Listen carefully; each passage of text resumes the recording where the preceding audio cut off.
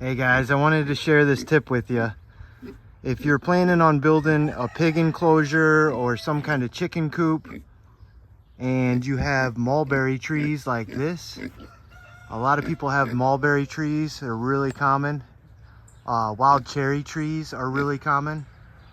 And maybe go poke around your property. If you find a good sized mulberry tree, build your animal enclosure directly underneath that tree. That way, when the berries begin to ripen, like you can see in there, there's a few of them that are starting to ripen. You can just kind of shake the tree and a whole bunch of berries come down to give your animals little treats. It's just now June and there's already all kinds of little purple berries on there. And these will continuously drop fruit down on these little guys all summer long. So they'll get little treats throughout the day. And I don't have to feed them so much. They also make great shade trees. You can see it's noon right now and they're getting a lot of shade from this tree. Yeah, when we first started to build our animal enclosures, we took note of all of the different fruit trees around here, and I positioned each enclosure to have their own berry tree. So the chicken coop has a giant wild cherry tree directly above it. The pigs, they have a few walnut trees. They have some wild cherry that drops in and mulberry. The guineas down here, they also have mulberry. This enclosure here, which currently holds turkeys and peacocks, they have wild grapes. Also, they have elderberry. You can see they're all starting right now.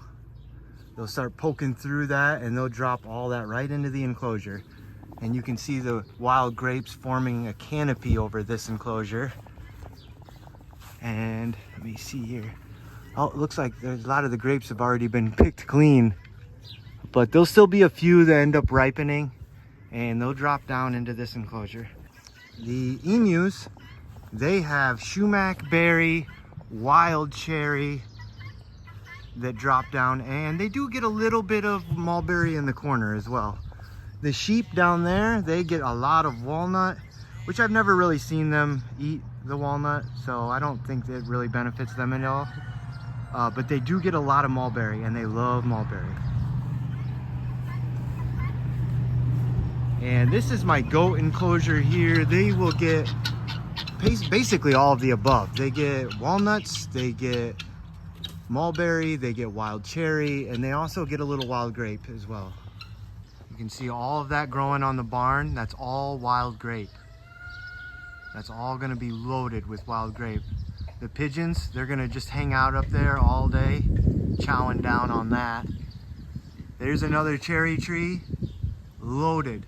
This just rains down. This rains down cherries on my rabbit enclosure, which is actually now called Bunny Town. My grandma made us a really cool sign. And they get a little mulberry, they get a little wild grape. It falls down through the sides here.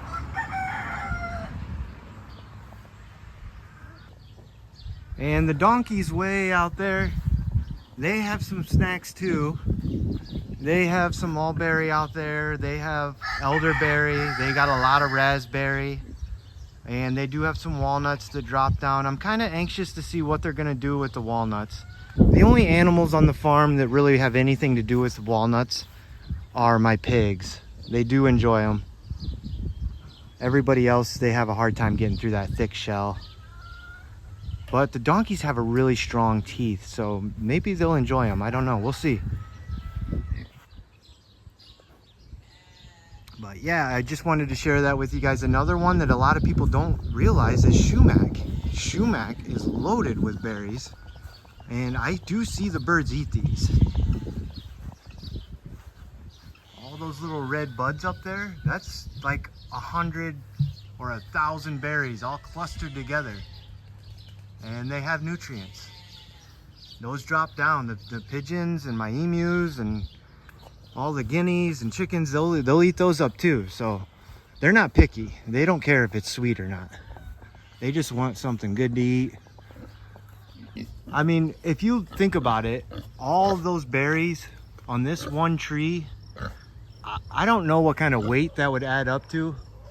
It's got to be hundreds of pounds, maybe even 1,000 pounds of fruit on this one tree. You can see up there, so even my pigeons are getting in on it. They like to hang out up there and snack away on berries too. And you can see it. Look at how much this, I mean, it's a really good year for fruit. These mulberries are loaded. And if you're impatient and you don't want them to fall on their own, you can always reach up here, grab a branch and just give it a good shake. And berries will drop down. Okay, they love it. It's like a game that they're playing. They love these berries. Ooh, there, you even got some leaf. Mulberry leaf's great. If you have anybody's watching that has tortoises, tortoises love mulberry leaves. And Gisela, you getting any of these? You getting any of these berries today? No, you just like to pick on the stuff that's in the flower pots, don't you?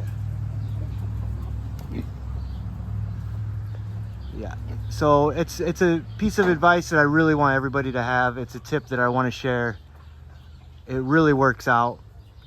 You know, you don't have to feed your animals so much. They get nice, fresh, healthy fruit. There's so many different berries that grow each year.